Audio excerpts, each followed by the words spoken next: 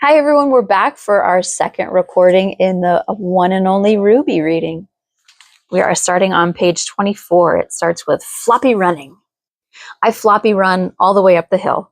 Maybe you don't think of elephants as runners. We probably seem more like trampers or plodders or stompers, but we can run pretty fast when we need to, and we have different kinds of running. My favorite is called floppy running. Floppy running's the best kind of running because it happens when you're feeling good about the world. And like you could almost fly if you weren't an elephant and also had some wings, because they would for sure be some help. When you floppy run, your ears and trunk and tail go wherever they choose. Your legs just kind of float in the air and your feet skip along like they just heard a really good joke. Watch a baby elephant sometime. They love to floppy run. But sometimes grown-ups do it too. It's always nice to see grown-ups act silly. They don't do it nearly enough, if you ask me. Maybe if they floppy ran more, they wouldn't have such a big list of not okay behaviors. At the top of the hill, a stone wall separates the gorillas and elephants. There's a small pond on the elephant side, but the mud isn't great there. I like our larger pond where the mud is just right, nice and slippery. It's like Jell-O, which the keepers sometimes give us for a treat. If Jell-O came in gloopy dark brown. Anyway, the gorilla area and the elephant area meet like two slices of pie. At the center, there's a keeper's shed, along with a big old magnolia tree and a bench shaped like a gorilla holding out his arms. It's a hidden place where visitors hardly ever go, and it's perfect for a nice chat with your favorite gorilla and dog. Bob calls this spot Canine Corner because it's the only place in the park where he's allowed. Julia's dad works at the park, and all the employees know Uncle Bob. They kind of forget to notice that sometimes there's a little dog hiding in Julia's backpack. I think they let him visit because Uncle Bob and Uncle Ivan have been pals for so long. They need each other the way I need them. Ruby, my girl, got a riddle for me? Uncle Bob calls as Julia settles him on the stone wall. Uncle Bob is wiry and tiny and fuzzy and brown. He wants the world to think he's tough, but he's a softy at heart. I have lots, Uncle Bob, I call. I love riddles almost as much as I love floppy running and muddy ponds. Julia waves to me. Hi, Ruby. I trumpet back and throw my trunk in the air. Julia laughs. She has a great laugh, sweet and shimmery. Today, her long dark hair is pulled back and she's wearing a baseball cap with a picture of an elephant on it. Uncle Ivan is laying on his back near a bush, smelling a pink flower cradled in his palm. Nearby, Aunt Kenyani, his constant companion, is chewing a mango. She is a very energetic eater. The first time I saw Uncle Ivan, I could not believe how scary and huge he was. A silverback gorilla has the strength of 8 humans. And I was just a tiny elephant after all. But when I looked into Uncle Ivan's eyes and saw the deep pools of kindness there, I knew I had found a true friend. Julia, Uncle Ivan calls. I'm so glad you're here. Hi, Uncle Ivan, I say. I sit near the edge of the pond. Hi, Aunt Kenyani. Aunt Kenyani shakes her head. My dear, dear Ruby, she says, how many times do I have to explain to you that you are a pachyderm, not a primate, and therefore not my niece? Julia shakes her finger at Uncle Bob. I'll be back in a few minutes, she says. No funny business, you. She always says that to him. He winks at me. I can't help being funny. He always says that too. Julia waves goodbye and we watch her head down the path toward her dad's office. George used to work at the mall, but now he has a big job at the park caring for the grounds. The park is huge and full of all kinds of species, mammals and reptiles and birds and fish and amphibians and insects. It's a safe place and they take good care of us here. But it's not a perfect place. It's not the wild. I guess you could say it's our not quite home sweet home. So let's hear one of those riddles, Ruby, Uncle Bob says. He pauses to nibble a toenail with his sharp little teeth. You know I love me a good riddle. I clear my throat. What can be as big as an elephant and still weigh nothing? Uncle Bob tilts his head. Uncle Ivan taps his chin. I'll give you a second to think about it, I say, because this is a tricky one. All right, Ruby, you got me. I'm confused and confounded and confuzzled, Bob says. What can be as big as an elephant and still weigh nothing? I wait before I tell him because that's how you're supposed to do it. Her shadow, I exclaim. Everyone laughs, even Aunt Kenyani, who accidentally spits out some of her mango. Good one, girl, Uncle Bob says. You are the cleverest elephant in the whole wide world, says Uncle Ivan. Uncle Ivan sometimes gets a little carried away, but I don't mind. I wish everybody could have an Uncle Ivan in their life. When I was just born, I say, elephant shadows meant the world to me. It gets really, really hot in Africa. And when you're a baby, your skin is very delicate. Right away, I learned that hiding under grown-up elephants was a good idea. A good idea, Bob points out, as long as they don't sit down. In our herd, we had lots of elephants, I say. So if my mama was busy, I could use one of my aunts or big sisters or my grandma for an elabrella. An elabrella, Ivan repeats. That would have been very useful during my time in Africa for sure. Even in the jungle, I remember hiding from the sun at midday. Of course, with Aunt Stella at the mall, I didn't need her shadow because we didn't have much sunshine, I add. But hiding under her, I felt safe anyway. I don't say the other part, I'm thinking. How Aunt Stella's memory is like a different kind of shadow following me day and night. Uncle Ivan and Uncle Bob fall quiet, and I feel bad. We hardly ever talk about Aunt Stella anymore. We used to, but then one morning while Uncle Bob and I were recalling how much she adored carrots, she used to steal them out of George's shirt pocket, Uncle Ivan held up his hand, his eyes filled with pain. I can't, he whispered. I just can't seem to talk about her. He hung his head. But why? Uncle Bob asked. I don't get it, big guy. Uncle Ivan spread his arms wide. It's this, he said. We have all this. Space and food and sun and flowers and friends. It's just not fair. Stella should have had it too. After that, we stopped talking about Aunt Stella. But we didn't stop remembering her. At least I didn't. I'm sorry, I say. I didn't mean to make you sad. The three of us look off into the distance, as if we're expecting Aunt Stella to join us. Don't sweat it, kid, Uncle Bob says. Stella was a great gal. It's good to talk about folks you miss. He sends Ivan a you should listen to me look. That's oddly mature advice, says Aunt Kenyani. She narrows her eyes. What have you done with the real Bob? I get zero respect around here, Uncle Bob mutters. Everyone laughs and the dark mood lightens a little, but I can see in Uncle Ivan's faraway gaze that he hurts every bit as much as I do. Before bedtime, the keepers call us and we all enter the elephant pavilion, a huge, high-ceilinged building. It's brand new, built after a recent tornado destroyed many areas of the park, and it's full of hay and water, toys and treats, and lots of soft places to rest. If you remember, the tornado took place in the one and only Bob story. Elephants sleep in different ways and places, and depending on how safe we feel. Here at the park, some of us lie down, but in the wild, elephants mostly doze upright. As nice as the pavilion is, though, I'd still rather be outside. Aunt LaHaley stops by to say goodnight. I'm in a quiet corner, toying with a green ball. I just wanted to say night and to tell you not to worry about your Tusk day, Ruru, she says. She twirls a piece of hay with her trunk and then eats it. A thought occurs to me. If I didn't have tusks, would I still have to do my Tusk day, I ask? Yes, Aunt LaHaley says, her mouth full. Doesn't matter. Truth is, some elephants never grow tusks. They say that's happening more these days. I wonder why. Dunno, but I would be surprised if humans have something to do with it, says Aunt LaHaley. They usually do. She grabs another piece of hay and offers it to me. No thanks, I say. I'm not really hungry. Suit yourself, Aunt LaHaley chews noisily. Here's the deal, Ruby. Tusk Day is just our way of saying, hey, look, you're growing up. But that's why we have birthdays, I point out. How can I put this? Aunt LaHaley pauses. Birthdays are about you. Tusk Days are about us. Plop down on my rear. Suddenly I'm tired. Us who? Us. Us. Elephants. Tusk Days celebrate the herd, the earth, everybody. That's not really very helpful, Aunt LaHaley, I groan. What if Aunt Akello asks me something I can't answer? What if I say the wrong thing? What if I fail the test? Aunt LaHaley drapes her trunk around my neck. It's not like that, I promise. Give me a hint, at least. What do I need to know? Aunt LaHaley smiles at me with her good eye. Whatever it is, it's already in your heart. If you really loved me, you'd tell me, I say. I figure it's worth a try. I really do love you, which is why I'm not going to tell you, Aunt LaHaley heads off.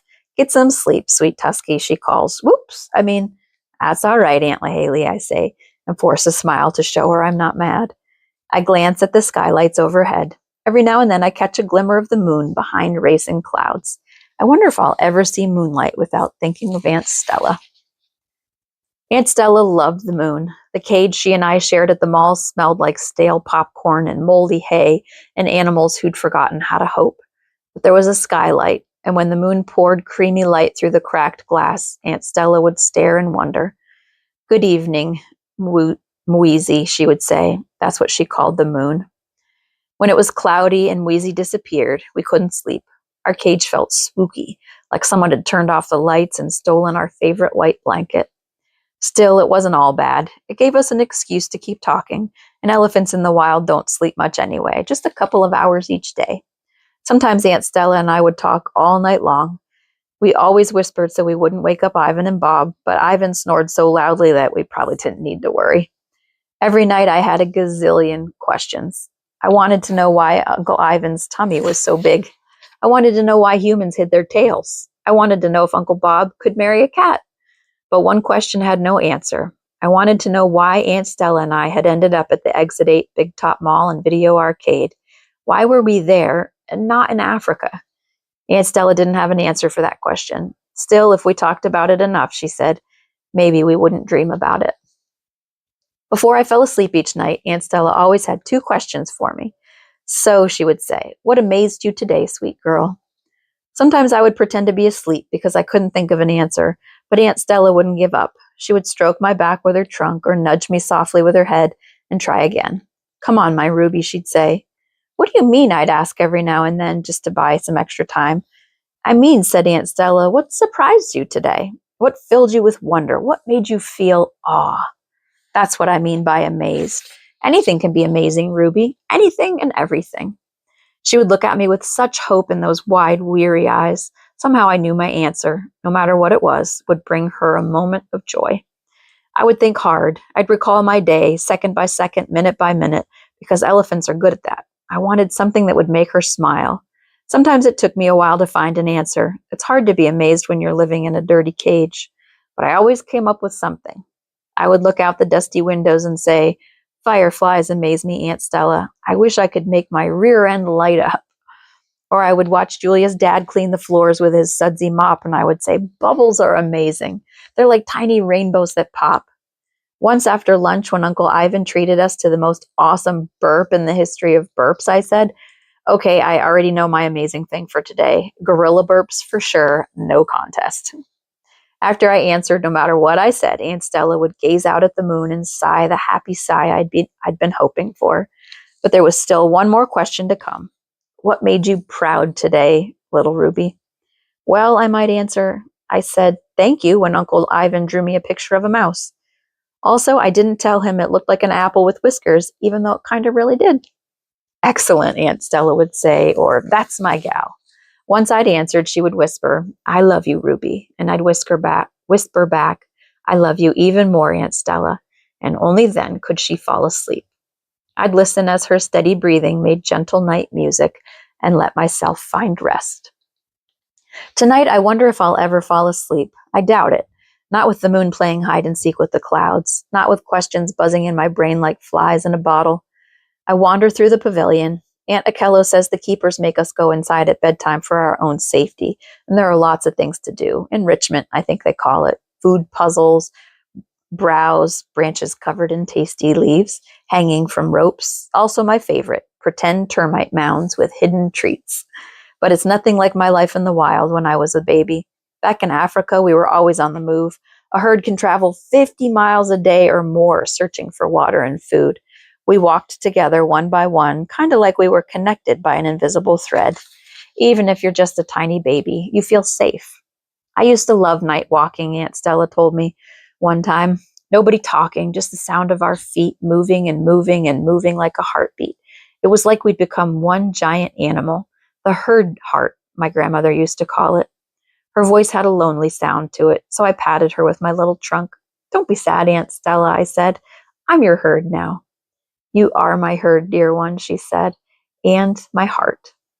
The clouds parted for a moment, and Musie's light blanketed our cage. It's just, Aunt Stella shook her head, it's just, wouldn't it be nice to be back with a herd, all of us moving together in the moonlight? Just imagine, Ruby. We'll have a herd again someday, Aunt Stella, I said, even though, of course, I had no idea if that was true. Perhaps, she said, just as Musie vanished again. We stared into the darkness, and after a while I heard Aunt Stella whisper something. An elephant alone is not an elephant. It was the creed of the herd, the very phrase Aunt Akella would someday ask me to memorize. but the words didn't make any sense. I'd been alone more times than I wanted to remember, and it wasn't like I'd ever stopped being me. I mean, an elephant is an elephant is an elephant, right? After a long while, I finally managed to doze off. I dream, as I always do, of the bones. I'm all alone on the savannah, and an elephant are gleaming in the moonlight, smooth and white and weirdly beautiful. Every time I touch one, it turns to dust. In the morning, I feel tired and grumpy, which is kind of not me because I love morning. Morning means a scrumptious breakfast and pond play and a mud fun and who knows what else. Morning is like a gift you get to open every single day. My Aunt Zena does not agree with me. She says mornings are an abomination, which I am pretty sure is not a good thing. She says she gets to be cranky until noon because she's the second oldest after Aunt Akello, and she has earned the privilege to be unpleasant. Today I decide she has the right idea, so I join Aunt Zena by her favorite rock. She calls it her shoulder boulder because it's perfect for leaning. Sometimes she rests there all day because she has arthritis in her feet after spending years penned up in a little cage in a crummy zoo. Aunt Akello says Aunt Zena needs to move her old bones more and she'll feel better. Aunt Zena says her old bones beg to differ. Aunt Zena and I stand side by side. Neither of us says good morning. What's up? She asks after a long while. She has an excellent growly voice. You're usually so peskily perky in the morning. I'm trying something new. I call it the Grumpies. I approve, she says. It's quite refreshing. Aunt Elodie and Aunt Masika trot past. They are the same size and almost the same age, although they aren't related. Because they have similar extra large ears and extra long trunks, visitors often think they're twins. Both Aunt Elodie and Aunt Masika love to sing. They sing good morning and good night and how was your lunch and time for a dust bath. They sing about anything and everything. I think it's kind of sweet, even if they aren't always in tune, but Aunt Zena says they could sing Come and See Our Delightful Dung if anybody would listen. Tomorrow's your Tusk Day, Aunt Elodie trills, and Aunt Masika echoes her, Your Tusk Day, your Tusk Day. I pretend to smile, but I doubt it's very convincing. I am a lousy actor. We stare at an area near the border of Elephant Odyssey. The wire fence is covered with black material and yellow tape. Wonder what they're up to over there, Aunt Zena says. Maybe they're making a bigger space for us, I say. You're an incurable optimist, says Aunt Zena.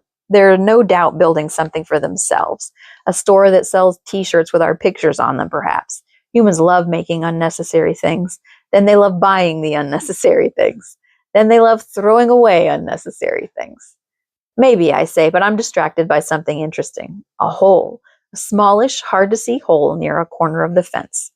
So tomorrow's your Tusk Day, eh? Says Aunt Zena asks. She doesn't sound particularly excited, but then she never does. Yep, I say. Yep, she repeats. I guess I can't avoid it, I say. Nope, she says. Nope, I repeat. You can't run away from growing up, she says. That's a race you will not win, my friend.